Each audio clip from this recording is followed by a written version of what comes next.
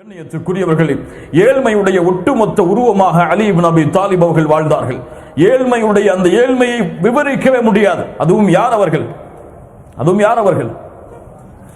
முஹம்மது ரசூலுல்லாஹ்வுடைய வளர்ப்பில் வளர்ந்தவர், முஹம்மது ரசூலுல்லாஹ்வுடைய குடும்பத்தார், ஒரு உலகத்துடைய தலைவருடைய குடும்பத்தில் பிறந்தவர், அந்த குடும்பத்தில் வளர்ந்தவர், அல்லாஹ்வுடைய தூதருடைய வீட்டின் பட்டறையில் தன்னுடைய வாழ்க்கையை வளர்த்தெடுத்தவர், அல்லாஹ்வுடைய தூதருடைய மகளை திருமணம் முடித்தவர். அல்லாஹு அக்பர். சாதாரண ஏழ்மை அல்ல. ஒரு முறை ஃபாத்திமா ரலியல்லாஹு அன்ஹா அவர்களுடைய கரத்தை அலி இப்னு அபி தாலிபுக்கு காட்டுகிறார்கள். அல்லாஹு அக்பர். உலகத்தின் சிறந்த பெண் ஃபாத்திமா என்ற பெயரை சொன்னவுடன் தம்முடைய பெண்களுடைய உள்ளங்கள் எல்லாம் தாழ்ந்து விட வேண்டும். அவ்வளவு பெரிய கற்புக்கரசி. அவர்களை போன்று கணவனுக்கு மரியாதை செய்வது, அவர்களை போன்று கணவனுக்கு கட்டுப்படுவது, அவர்களை போன்று கணவனுக்கு தூய்மையாக வாழ்வது இந்த உலகத்தில் அந்த சிறந்த பெண்களை தவிர யாராலும் முடியாது. ஃபாத்திமா ரலியல்லாஹு அன்ஹா தன்னுடைய மரணத்திற்கு பிறகு கூட தன்னுடைய ஜனாசாவை இந்த முஸ்லிம்கள் பார்த்துவிடக் கூடாது என்பதற்காக எல்லாருடைய ஜனாசாக்களும் மேலே போர்வை போற்றப்படாமல், அந்த மேலே அந்த கூடு வைக்கப்படாமல் தான் எடுத்து போகப்பட்டது. அல்லாஹ்வுடைய தூதர் ஸல்லல்லாஹு அலைஹி வஸல்லம் உடைய மகள் ஃபாத்திமா ரலியல்லாஹு அன்ஹா அவர்கள் ஒரு சஹாபிய பெண்ணிடத்திலே ஆலோசனை கேட்டார்கள். இதற்கு வேறு ஏதாவது வழி இருக்கிறதா?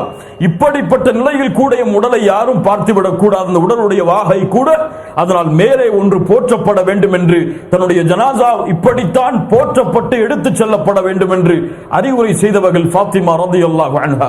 அல்லாஹு அக்பர், அல்லாஹு அக்பர். அல்லாஹ்வுடைய தூதர் ஸல்லல்லாஹு அலைஹி வஸல்லம் ஃபாத்திமா அவர்களை பார்த்து ஒரு முறை கேட்டார்கள், ஃபாத்திமா எது அழகு என கேட்டார்கள். ஃபாத்திமா எது அழகு? ஃபாத்திமா ரலியல்லாஹு அன்ஹா சொன்னார்கள், அல்லாஹ்வுடைய தூதரே, எது அழகு தெரியுமா? என்னையும் என் கணவரை தவிர யாரும் பார்த்துவிடக் கூடாது என்றும், என் கணவரின் மீதும் எந்த பெண்ணுடைய பார்வையும் பட்டுவிடக் கூடாது என்று எந்த ஒரு பெண் விரும்புகிறாளோ அதுதான் அழகு, அதுதான் ஒரு பெண்ணுக்குரிய அழகு என்று சொன்னார்கள். கணவனுக்கு மாறுதல் செய்யக்கூடிய பெண்கள் நம்முடைய சமூகத்தில் எத்துணை பேர், கணவனுக்கு துரோகம் செய்யக்கூடிய பெண்கள் நம்முடைய சமூகத்தில் எத்துணை பேர், கணவன் இருக்கும் இல்லாத நிலையில் அந்நிய ஆண்களோடு பேசி பழகக்கூடிய முஸ்லிம் பெண்கள் நம்முடைய சமூகத்தில் எத்துணை பேர். அல்லாஹ்வை அஞ்சிக் கொள்ள வேண்டாம் அவர்கள்? இந்த ஃபாத்திமா ரலியல்லாஹு அன்ஹாவுடைய வரலாற்றில் அவர்கள் பாடத்தை படித்துக் கொள்ள வேண்டாமா? ஃபாத்திமா ரலியல்லாஹு அன்ஹா அலி இப்னு அபி தாலிப் அவர்களிடத்திலே கரத்தை விரித்து காட்டுகிறார்கள். கரமெல்லாம் அப்படியே இறுக்கப்பட்டிருக்கிறது. வேலை பார்த்து பார்த்து பார்த்து கைகள் எல்லாம் தழும்புகள் விழுந்திருக்கிறது முஹம்மது ரசூலுல்லாஹ்வுடைய மகளுக்கு. அல்லாஹு அக்பர். எவ்வளவு பெரிய ஏழ்மை பாருங்கள். அலி இப்னு அபி தாலிப் இடத்திலே சொன்னார்கள், என் கணவரே, எம் தந்தை இடத்திலே சென்று யாராவது போரிலே கைதிகள் அடிமைகளாக இருந்தால் வாங்கி வருவோமா? அலி இப்னு அபி தாலிப் அவர்களும், சரியம்மா, நீ சென்று உன்னுடைய தந்தை இடத்திலே கேட்டு வாங்கி வா என்று அனுப்புகிறார்கள். உலகத்துடைய தேவைக்காக ஃபாத்திமா ரலியல்லாஹு அன்ஹா தன்னுடைய தந்தையை சந்திக்க வருகிறார்கள். தந்தை யாரிடத்திலேயோ பேசிக் கொண்டிருக்கிறார்கள். கேட்பதற்கு மனம் வரவில்லை. உலகத்துடைய தேவையை மறுமைக்காக வாழக்கூடிய முஹம்மது ரசூலிடத்திலே கேட்பதற்கு ஃபாத்திமா அவர்களுக்கு மனம் வரவில்லை. ஆயிஷா ரலியல்லாஹு அன்ஹா அவர்களிடத்திலே சொல்லிவிட்டு சென்று விடுகிறார்கள். என்னுடைய கஷ்டம் இது, என்னுடைய சிரமம் இது, என்னுடைய கரங்கள் எல்லாம் காய்த்து விட்டது. ஏதாவது ஒரு அடிமை இருந்தால் போதும் எங்களுடைய குடும்பத்திற்கு, நாங்கள் அவர்களை வைத்து எங்களுடைய வீட்டு வேலைகளை பார்த்துக் கொள்ளுவோம். அல்லாஹ்வுடைய தூதரிடத்தில் ஆயிஷா ரலியல்லாஹு அன்ஹா ஃபாத்திமா அவர்கள் சென்றதற்கு பிறகு இந்த செய்தி எடுத்துச் சொல்கிறார்கள். இப்படி உம்முடைய மகளார் வந்தார்கள், இவ்வளவு சிரமத்தில் இருப்பதாக சொன்னார்கள். ஒரே ஒரு அடிமையை கேட்கிறார்கள். அல்லாஹ்வுடைய தூதரை அனுப்பிவிடலாமா? நான் செல்கிறேன், என்னுடைய மகளை பார்த்து வருகிறேன் என்று கூறி அல்லாஹ்வுடைய தூதர் ஸல்லல்லாஹு அலைஹி வஸல்லம் தன்னுடைய மகளை பார்க்க வருகிறார்கள். அலி அவர்களை அழைக்கிறார்கள், வாருங்கள் அலி, என் பக்கத்தில் உட்காருங்கள். யா ஃபாத்திமா, நீங்களும் வாருங்கள், என் பக்கத்தில் உட்காருங்கள். இருவரும் அல்லாஹ்வுடைய தூதருக்கு மிக நெருக்கமாக அமர்கிறார்கள். புகாரி ரஹிமஹுல்லாஹ் இந்த ஹதீஸை பதிவு செய்கிறார்கள்.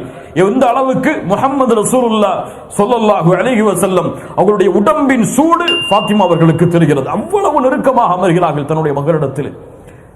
சொன்னார்கள், மகளே, நான் உனக்கு ஒரு செயலை கற்றுத்தரட்டுமா? உனக்கு ஒரு செயலை நான் கற்றுத்தரட்டுமா? நீ இரவிலே உறங்கச் சென்றால் அந்த உறங்கக்கூடிய அந்த இருக்கையில் அமர்ந்து கொண்டு 33 தடவை சுப்ஹானல்லாஹ், 33 தடவை அல்ஹம்துலில்லாஹ், 34 தடவை அல்லாஹு அக்பர் என்று சொல் என் மகளே. அது உனக்கு ஒரு அடிமை கிடைப்பதை விட சிறந்தது. என்னங்க, விக்கிர சொல்லி கொடுத்தா கஷ்டம் போயிருமா? நம்ம என்ன கேட்போம்? கொடுக்க முடியலன்னா கொடுக்கலன்னு சொல்லியிருக்கலாம். சுப்ஹானல்லாஹ் அல்ஹம்துலில்லாஹ் என்ன கஷ்டம் போயிருமா? அல்லாஹ்வுடைய தூதர் ஸல்லல்லாஹு அலைஹி வஸல்லம் இந்த இடத்திலே ஒவ்வொரு பிள்ளைகளை வளர்க்கக்கூடிய பெற்றோர்களும் கொஞ்சம் கவனத்தை செலுத்துங்கள். தன்னுடைய பிள்ளை உலகத்தின் தேவைக்காக தன்னிடத்திலே வந்திருக்கிறது. அல்லாஹ்வுடைய தூதர் நினைத்திருந்தால் தன்னுடைய பிள்ளைக்கு அதை கொடுத்திருக்கலாம். தன்னுடைய அடிமைகளில் யாராவது ஒருவரை கூட தன்னுடைய மகளுக்கு வேலை பார்ப்பதற்காக அல்லாஹ்வுடைய தூதர் நியமித்திருக்கலாம். ஆனால் உலகத்துடைய தேவை வந்த பொழுது, மகளே மறுமையின் தேவைக்காக நீ உன்னுடைய கவனத்தை திருப்பு என்று தன்னுடைய மகளை வளர்த்தெடுத்த முறை முஹம்மது ரசூலுல்லாஹ் ஸல்லல்லாஹு அலைஹி வஸல்லம்.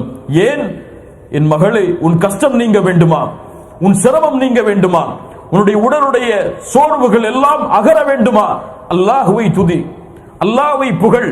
இரவேளை நீ உறங்குவதற்கு உட்கார்ந்தால் 33 தடவை சுப்ஹானல்லாஹ், யா அல்லாஹ் நீ மகத்துவமானவன், யா அல்லாஹ், அல்லாஹு அக்பர், யா அல்லாஹ் நீ மிக பெரியவன், யா அல்லாஹ், அல்ஹம்துலில்லாஹ் புகழெல்லாம் உனக்கு யா அல்லாஹ் என்று உள்ளத்தால் நீ அந்த திக்ரை ஓதிவிட்டு உறங்கு. உனக்கு ஒரு அடிமை கிடைப்பதை விட சிறந்தது. என்ன அர்த்தம்? உன் கவலைகள், உன் கஷ்டங்கள், உன் துயரங்கள், உன் துன்பங்கள் எல்லாவற்றையும் அல்லதீன ஆமனு வதத்மஇன்னு குலூபுஹும் பிதிக்ரில்லாஹ். மூமின்கள் யார்? அவர்களுடைய உள்ளம் அல்லாஹ்வின் நினைவால் சாந்தி அடையும். அலா பிதிக்ரில்லாஹி தத்மஇன்னுல் குலூப். மூமின்களுக்கு அல்லாஹ்வுடைய நினைவில்தான் உள்ளத்தின் அமைதி இருக்கிறது என்று அல்லாஹ்வுடைய தூதர் ஸல்லல்லாஹு அலைஹி வஸல்லம் அலி இப்னு அபி தாலிப் அவர்களுக்கும் ஃபாத்திமா ரலியல்லாஹு அன்ஹா அவர்களுக்கு பயிற்றுவித்தார்கள். இன்ஷா அல்லாஹ் இந்த சுன்னத்தை என் வாழ்நாள் முடியும் வரை இந்த இரவிலிருந்து கடைபிடிப்பேன் இன்ஷா அல்லாஹ்.